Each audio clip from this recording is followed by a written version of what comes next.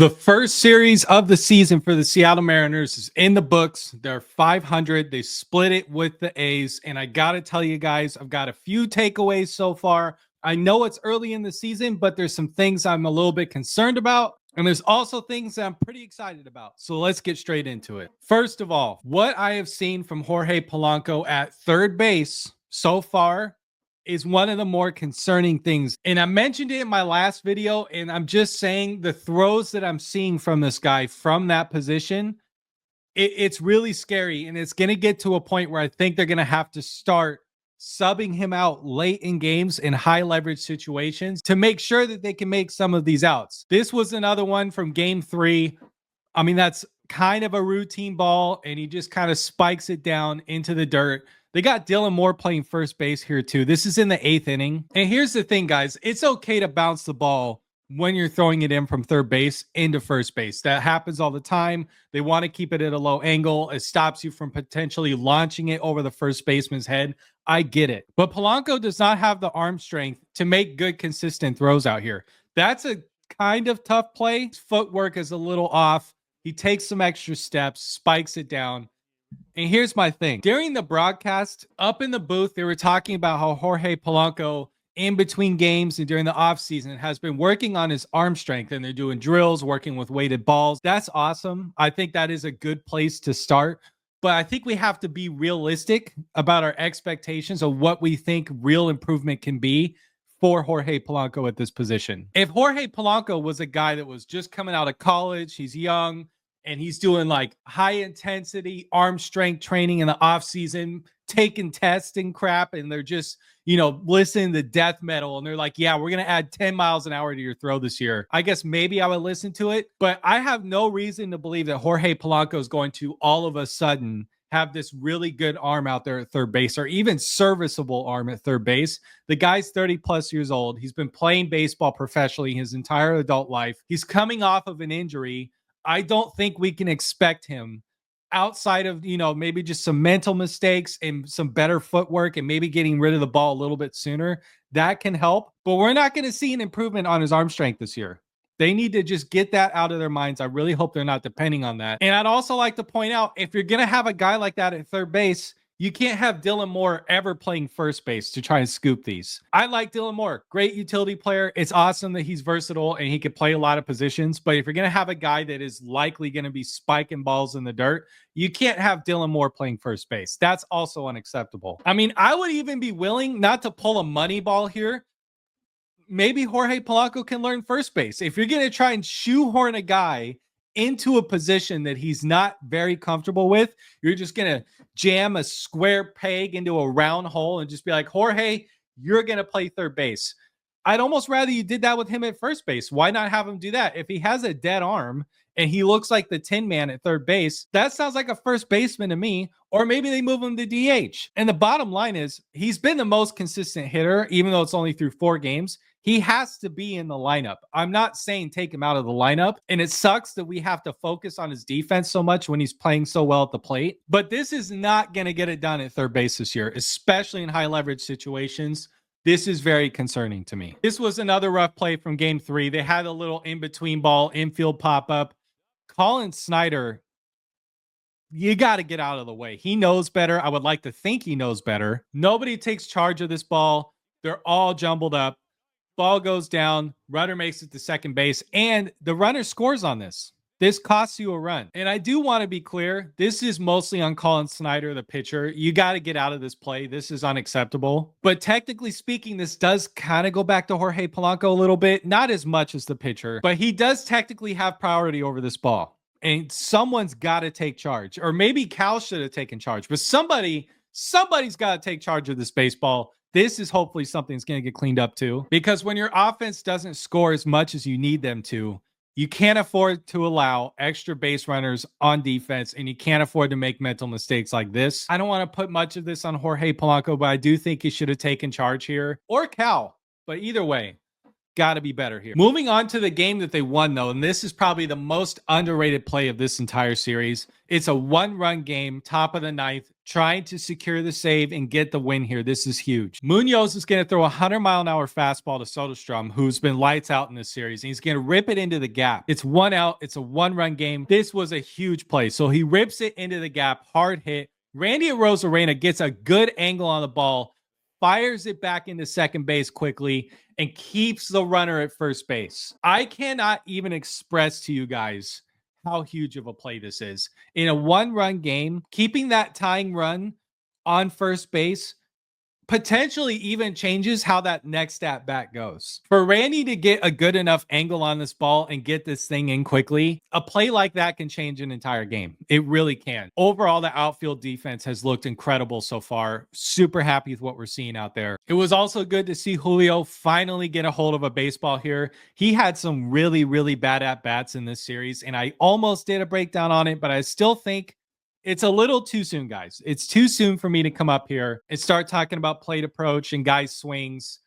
Although it's been frustrating, it is only the first series. I'm not going to draw too much of a conclusion from these first 4 games. I'm just not going to do it. I'm not there yet. And maybe I'm delusional, but I do think this offense is going to be better than it was last year. I do truly believe that. You had Mitch Garver had a home run taken away by the Marine Lair.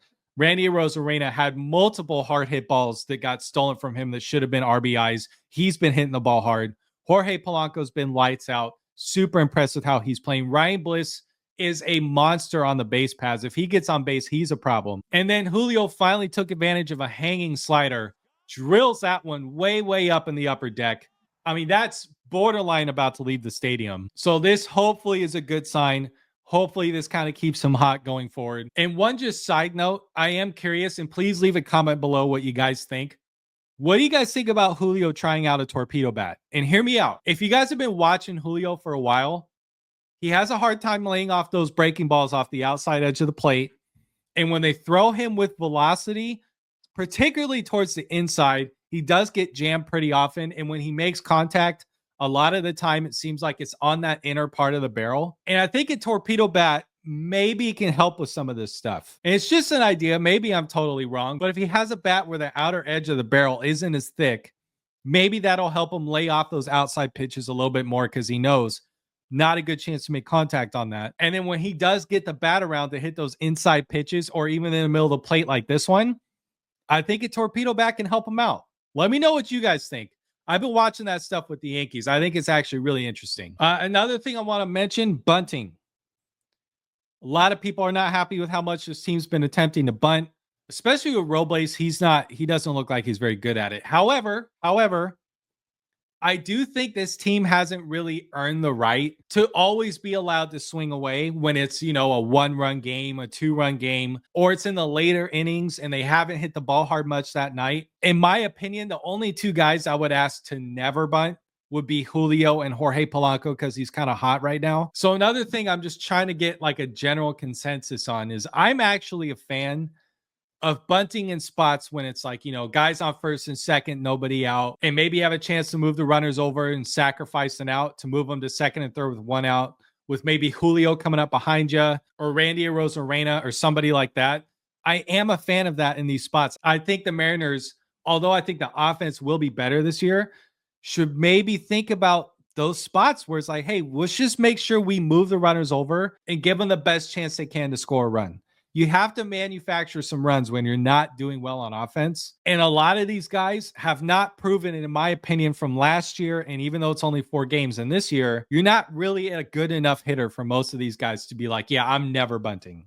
So I'm actually kind of a fan of them, thinking a little bit outside the box, not always letting them swing away. I am kind of a fan of that, but I know a lot of people disagree. And the last thing I want to show you guys, and this is really big, I hope that they use this as bulletin board material. After last night's win, this was on a post-game broadcast. I'm not sure who these guys are, but this was on TV. And I'm sorry for the video quality, but please listen to this. The guy on the left here is going to take some shots at Julio Rodriguez. I just want you guys to listen to this dialogue, and then we'll get into it later. One swing, he could change the whole complexity, and that's what superstars do. And in my humble opinion, and I know he's a superstar. He is on his way What? You don't become a superstar, Hall of Famer, All-Star in 1 year. So you're telling me a guy hits a hanging slider and he's still hitting a buck something and he had a bad year last year and you got him to be in the superstar, huh?